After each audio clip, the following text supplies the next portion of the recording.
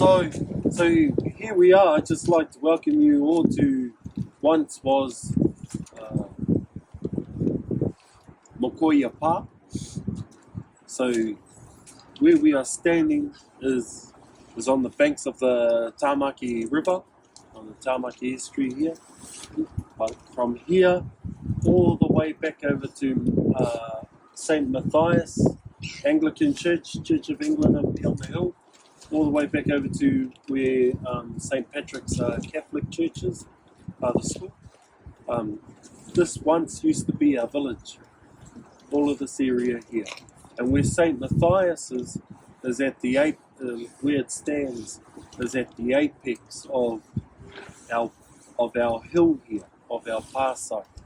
So all of this here. And if you think about where we are standing on a headland. So this is a headland here. And when I bring our tamariki here, I have to explain to them what a headland is. So is everyone familiar with what a headland is? Okay, would anyone like to explain for those that don't know what a headland is? Anyone? Any volunteers? Nice big loud voice. Okay, so simply put, it's a piece of land that sticks out and is surrounded by water. Kapai? So if you think about your head, it sticks out of your shoulders, out of your neck. But this one here, the head is over here, and then the water surrounds it on this side, but also as you go into the entrance to the basin. So this is completely surrounded by water on that side, and then on this side here. Kapai?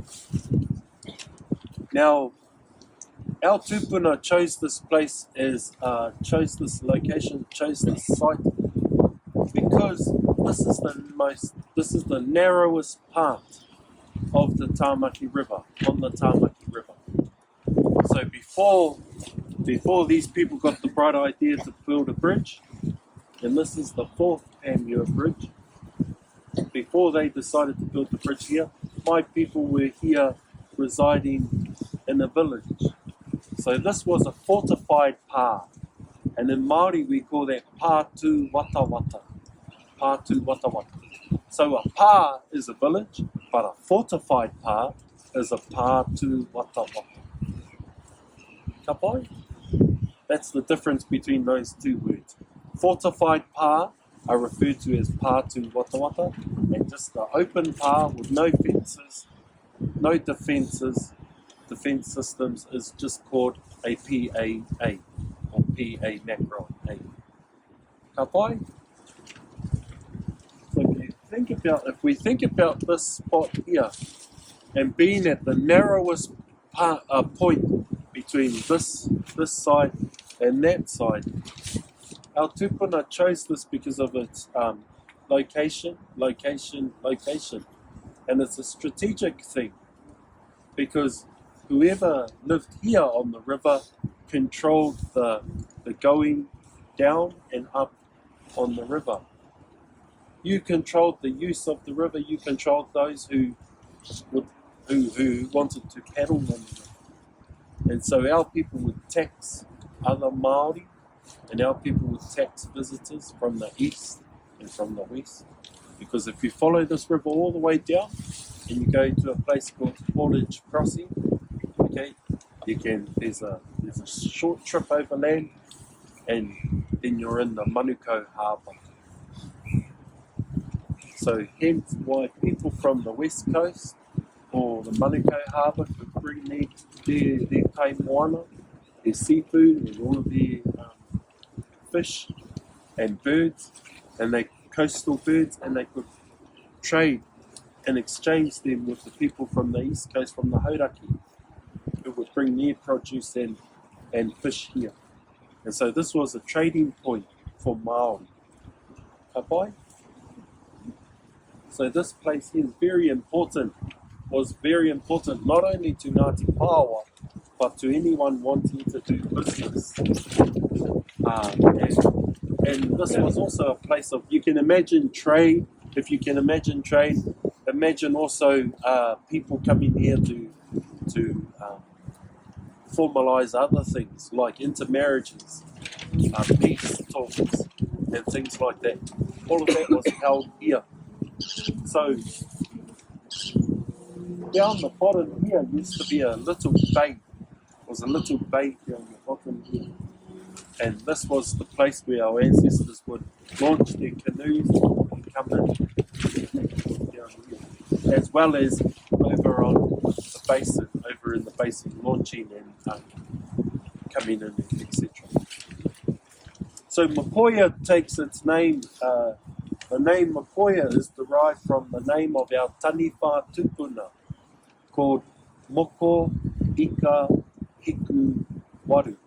Moko meaning lizard, or moko or tuatara. Moko. Ika meaning fish. Hiku meaning tail. And waru meaning the number 8. The number 8. So its name describes the ahua, or the persona of our taniwha. Half reptile, half fish, with 8 tails. Magnificent. And this taniwha would frequent the river here, and this taniwha is the taniwha that I spoke about before that resided in the Panmure Basin. Now that taniwha also served the purpose as a in terms of the journey of the Tainui Waka from Eastern Polynesia to Aotearoa. That taniwha was a part of a group of 80 taniwha which accompanied the Tainui Waka canoe from Ra'iatea to Aotearoa. It was one of 80 taniwha, and each taniwha had a role and a responsibility in ensuring that the canoe had safe passage across the ocean. And so you had taniwha, which were garfish. You know, the fish with the long pointed nose. Okay, and every taniwha had a role. Some acted as like a fullback, some acted like props, wingers, and others acted like the role at the front. Their responsibility was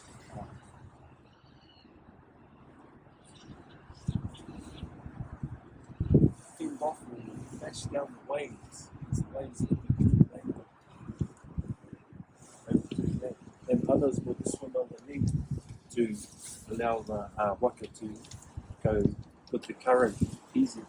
So that taniwha came to Aotearoa, Mokoika Hikuwaru, and it stayed here. Ngāti Pāwa adopted that taniwha as our own taniwha, kaitia. And so another role of the Mokoika Hikuwaru was to alarm and warn our tribe of danger, incoming danger.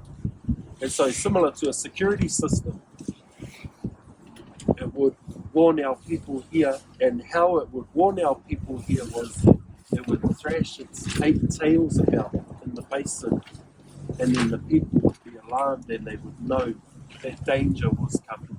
What sort of danger? It may have been a visiting war party. It may have been a group of ngāpuhi who come here to seek, to kill, or for vengeance, to take out, to enact revenge upon our people. So, in 1819, there were several thousand Ngāti Pāwa who lived here at Mokoia Pā, and also at Mauinaina Pā, where your school is located, where Tāmaki Primary is located, from Panmure Bridge School all the way down to down Dunkirk and Tripoli, all the way to Point England School. That was our second pā. This was the pā to Wata Wata, and that was a pā. So where your school is located up on our pā site, which is called Mauinaina. Between that pā, this pā, and our village at Mount Maungarai, Mount Wellington, there were several thousand Ngāti Pāwa who resided here between these different pāwa. And so this was the biggest, the highest density of human population in Tāmaki Makaurau in 1890.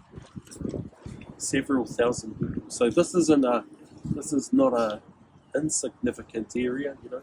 This place holds a lot of significance.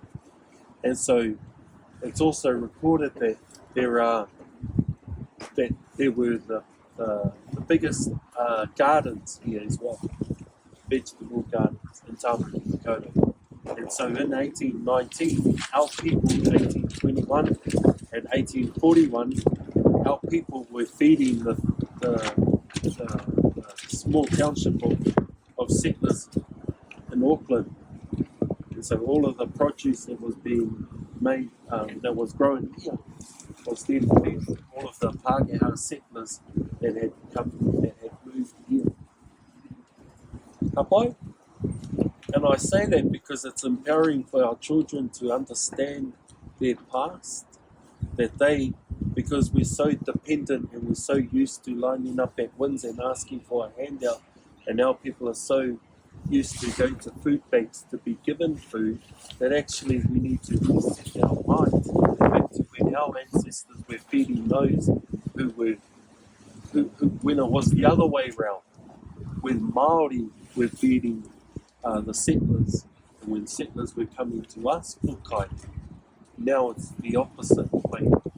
And Māori are lining up at food bank after food bank after food bank, asking for a bread and a butter, which is sad. So when we share this history with our tauira, our ākona, our tamariki, you know, they go, wow, I come from people who were entrepreneurs, who were traders, who were hunter-gatherers, you know, rather than sitting on the couch thinking about what to Uber eat in that home.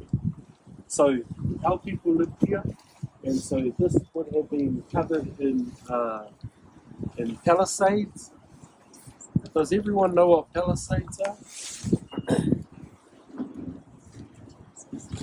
So there were palisaded fences all around this hill, all around this hill here, this headland, and our people resided here. In 1820, our chief, our Ngāti Pāwa chief, Te Hinaki, went to the Bay of Islands and asked the Reverend Samuel Marsden to come and visit our land. Reverend Samuel Marsden visited here. Does everyone know who Reverend Samuel Marsden is? Probably not everyone. No? Some of us do, and some of us don't. And that's okay. But Reverend Samuel Marsden was the most important Pākehā of his time here in Aotearoa. What was part of his role? People? Anyone? Should we bring them together? Agreement? This is 1820, so this is pre-treaty. Think about pre-treaty. Missionary. He was the missionary. Okay, and he preached the first Christian sermon at a place in the Bay of Islands called Rangihaua in 1814, Christmas Day, 25th of December 1814. Now in 1820, when he was invited here, he preached the first Christian gospel here, up on the hill here at St. Matthias. First Christian sermon ever to be heard here in Auckland. It was preached up on this hill here. Now when he came here, you know, that's another important fact about Panmure here. Another thing was that our tupuna Te Hinaki invited him here on the purpose of trying to persuade the man to bring the settlers and their trade from Russell from the Bay of Islands and from Russell to here. That was part of Te Hinaki's plan, was to entice Reverend Samuel Marsden and bring in the Europeans and their trade to here. Because what was Russell known as back then? Yeah, the hellhole, the shithole of the Pacific. Russell. It was known as the hellhole of the Pacific. Why? Because the whalers and the traders were loose. They were allowed to do anything because there was no LAW to keep them in line. Remember, this is pre-treaty. But Māori had LORE. We had LORE. But the whalers and the settlers were not listening and not following the guide of the rangatira of that time. So that was part of the reason why we needed a treaty, was to keep these crazy Pākehā Europeans in order. But they needed it themselves, because that's what they were used to, order. And Māori were used to order, but we didn't need LAW to tell us how to. We had tapu and noa. That's what kept Māori society in order. Tapu and noa. Is everyone familiar with tapu? That which is sacred. And everyone familiar with noa? It's the opposite to, sacred. Kapai? Any questions? No? So when our tupuna Te Hinaki brought Reverend Samuel Marsden here, they put on a big show. My people put on a big show of power, of prowess, of to impress upon Reverend Samuel Marsden, we had to put on a good show. And it wasn't like just a one-off thing, but our people here they've been described as being wealthy. Our people that lived here, Ngāti Paoa, we were a wealthy tribe. And you would think so when you have several thousand people living here in 1890.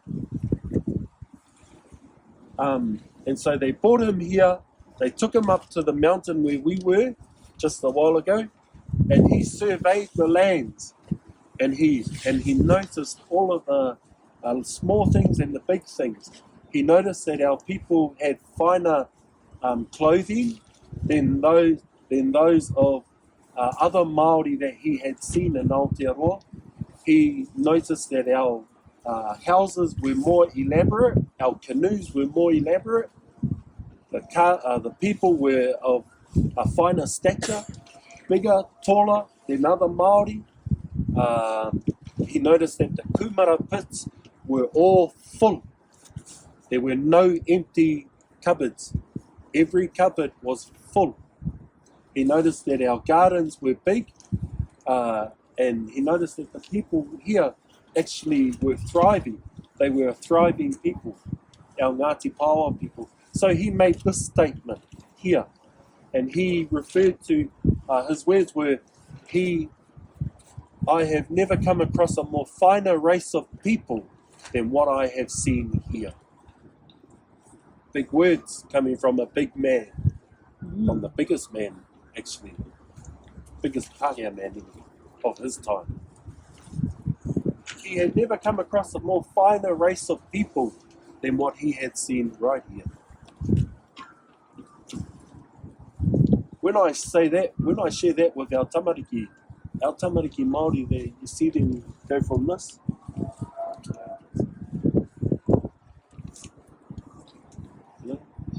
Because between Mother England and Aotearoa, that was his statement. Not only here in Aotearoa, but in his journeys around the world, he had never come across a more finer race of people than what he had seen here. Now, there was a northern chief who accompanied Reverend Samuel Marsden here on that trip. His name was Hongi Hika. Has anyone heard of Hongi Hika?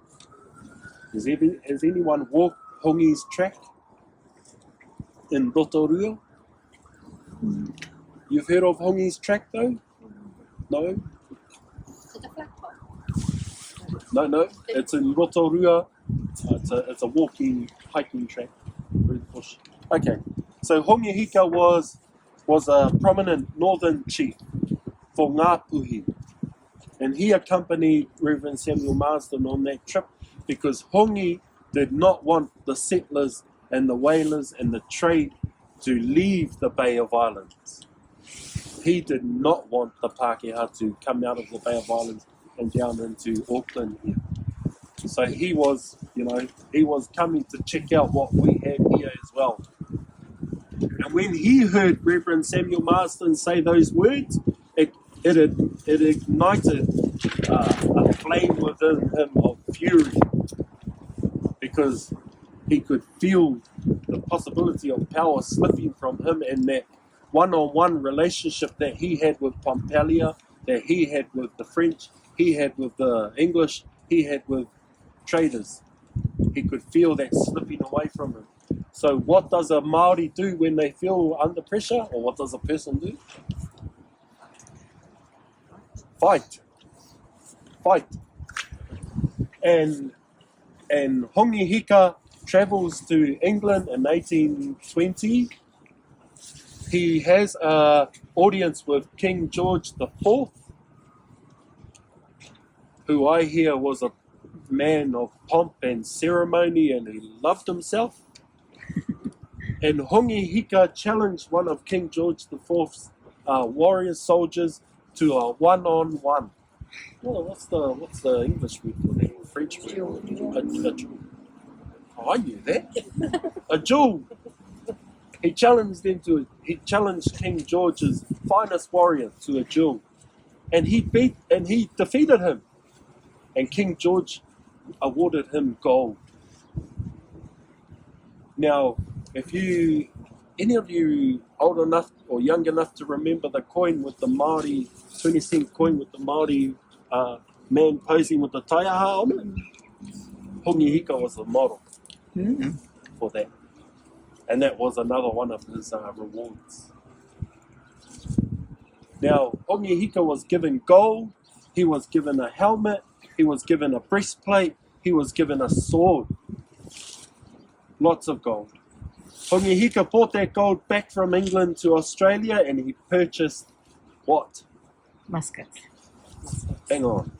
He purchased muskets. 1,000 muskets to be exact.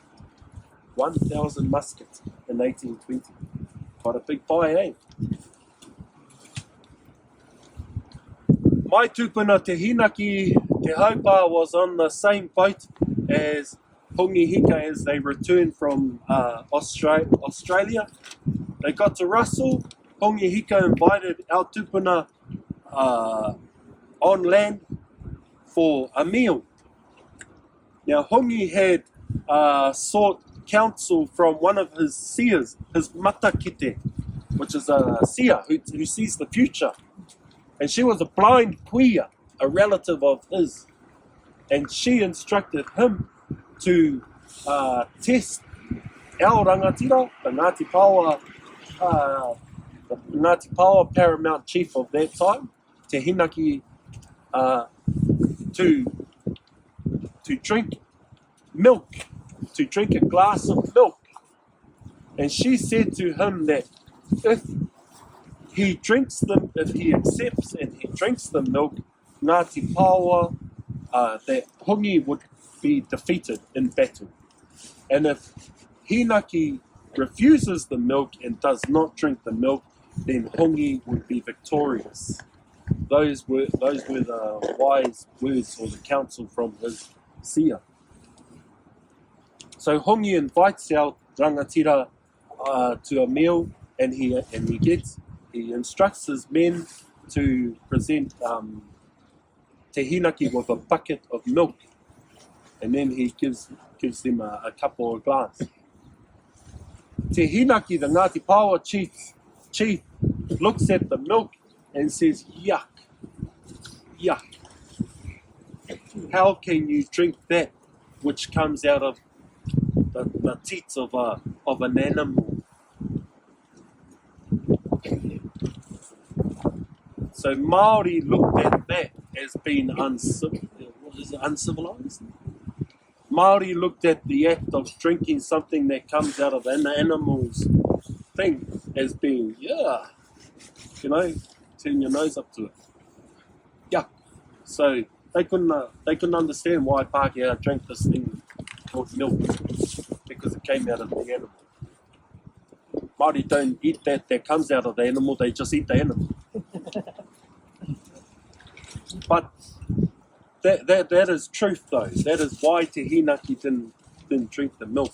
And Te Hinaki's response to Hongihika was, the only milk that I drink is that of my mother's bosom, of my mother. That's the only milk any man should drink. Any person, not that which comes out of the animal. So Hongi knew straight away he was going to win. Hongi says to Te Hinaki, well, you better go home and prepare yourself, because I'm coming for you. And then what he does is, can I borrow your umbrella, miss? Can I borrow your umbrella, miss? Black party, green party, Māori party. Okay. What he does is he instructs his men, Hongihika, the Ngāpuhi chief, instructs his men to bring out his own personal muskets, and he displays them in front of our rangatira Te Hinaki. And Hongi has named all of his personal muskets after all the battles that Ngāpuhi lost to the tribes in the south, like us. And the musket that he names for Ngāti Pāwa is Waiwhāriki, because that is the battle that happened at Oromahoi, at the back of the Waitangi Falls, in the Bay of Islands, where Ngāti Pāwa went north to retrieve our canoe that Ngāpuhi stole, and they buried in a swamp at the back of Oromahoi. Ngāti Pāwa went north to retrieve that, and on that, and a part of that, retrieving that waka, we had to kill a couple of hundred people. And in those casualties were close relatives of Hongihika. So he displays all of these muskets. He says to our rangatira, go home, prepare yourself. Our rangatira, our chief, did not know what was coming, the force and the might and the power, the scale of what was coming. He didn't really understand. He thought that it would be just a normal fight. But Hongi came with 1,000 muskets in 1821. They camped out at Point England Reserve. He came with 2,000 warriors and armed with 1,000 muskets. We had several thousand people here, no muskets, just these weapons. Now these are some family heirlooms from my mother's family, and these weapons, or tau, not weapons, but treasures, these were used here in the battles, in the battle of in the siege of 1821. So this is one. I don't like to stand on the concrete just in case I drop it. Yes. Yeah, I might as well start digging my grave now. But this is one. Oh, please, I ask you not to take a photo of this, please, because these are family heirlooms. Okay, these aren't things that you go on to Trade Me and Marketplace on Facebook and say, oh, $20, $50. No. So these were some of these are what my people had. Wood and stone. He came with muskets. So that's one. That's the biggest one.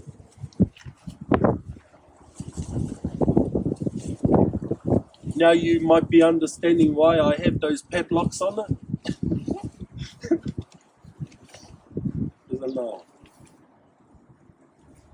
Hand-to-hand combat.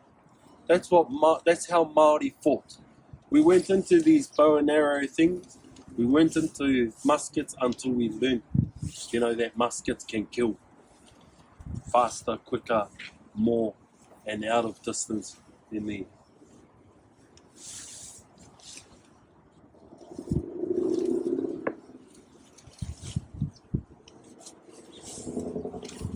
Now, according to one of my uncles, who's a carver and makes things out of stone, this is the oldest of the three, because the hole that's drilled here was not used with a European tool. And in here, you see some indents on this side as well. And when I pull these out, the kids go, "Whoa, has that killed someone, Matua?" And I say, yes. You have to say yes. So these are what our people had. Now these belong to a collection of 13 on my maternal great-grandmother's family. These are things that have been handed down through my maternal line. There are 2 on display at Auckland Museum, which were gifted to Sir Governor Grey as a peace offering. I'm not too sure if any of you have seen a big portrait of Waka moored at Mechanics Bay, and Crown soldiers are lined up on the hill with cannons. That was they named it, they coined it Ngāti Pawa Invasion of Auckland. He invaded our own lands, but it was when Governor Grey had all of his soldiers up on the hill with their cannons down, because Ngāti Pawa brought in more than 20 waka war canoes into Mechanics Bay. Everyone know where Mechanics Bay is? What's that stadium thing next door? Victor Arena. That's where Mechanics Bay is. And Ngāti Pawa went in there and then to settle, because one of our chiefs had been falsely accused of hitting a police officer constable on the back of the head. He was falsely accused, and Ngāti Pawa wanted him released from prison, so they brought in 20 war canoes to ensure that he was going to get released. Governor Grey lined up all of his men and his cannons above Mechanics Bay there, ready to shoot our people. And in the peace offering, our people gifted 2 of these to Governor Grey, and they're up in Auckland Museum now on display. So if you ever frequent the museum, go and have a look. Oh yeah, beautiful taonga, beautiful position, and everybody wants them. That's why I locked them away. Ka pai. So 1821, Hongi comes here. He camps out at Point England Reserve. They come to Mauhinaina. They kill our people there, and the rest of our people flee from Mauhinaina and they come here and they seek shelter in this pātu wata. Hongi wants to make his attack or his siege as he wants to inflict as much mamai or hurt on our people, so he makes it a slow siege. He camps out here. He has his warriors firing upon the village, the pātu wata. Our people go out, they attack, and they die. Our women and our children and our elderly inside the pā have to then watch their men, their boys, their nephews, their sons, their grandsons, their cousins, not only being killed, but then being cooked on a hangi and then eaten right here. And so Hongi's men make a hangi, they burn a hangi, earth oven, and they collect all of the wounded and the dead. They cook them on the hangi and then they eat them in front of the women and the rest of the men inside the pā. And that's a part of his tactic. It's the mental warfare as well as the physical warfare. Now, when I bring the students here, they say to me, "So you lost, Matua? You lost?" And I said, "Oh, we were killed." But Hongi's intent, the intent of his invasion on us and the southern tribes, was for revenge only. So we never lost any land because his fight was not for land. So when he came here, he didn't fight to claim the land, and he never stayed here. He just wanted to inflict pain and revenge. So our people had to ferry the survivors, the women and the old people, across the water here as the attack was happening. Our warriors were swimming, babies and men, elderly across the river here, and for them to flee and to seek shelter. Where did our people go? They went to the Waikato, they went to the Hauraki Plains, because they are our southern kin. Kapai? In history books, what this battle or this siege that happened here has been described as New Zealand's version of Gallipoli. And this was one of the very first sites of musket warfare here in Aotearoa. One of the very first, right here, 1821. Do you understand how important that is? You know, we remember the Anzacs and we remember those that went to Gallipoli. But you know, our children don't even understand what happened here, right on their back doorsteps, and yet they run up and down, they cycle up and down, they jump off their bridge, they swim in here, but they don't know the local history of our family. Kapai? Any questions?